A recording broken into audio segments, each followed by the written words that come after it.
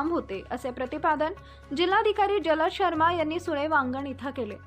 स्वदेश फाउंडेशनच्या वतीने सुळे गावात विविध विकास कामे सुरू असून शेती, शिक्षण, आरोग्य या कामाची पाहणी करण्यासाठी आले होते।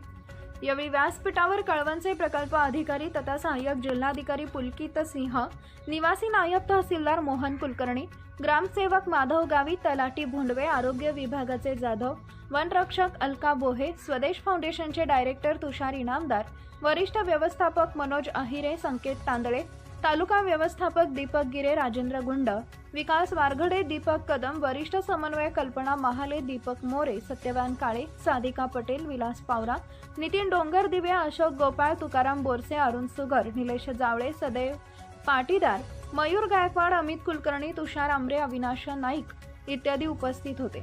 यावेळी जलज शर्मा म्हणाले की जिल्हाधिकारी पदावर काम करणं खूपच कठीण असतं। जिल्ह्यात 1000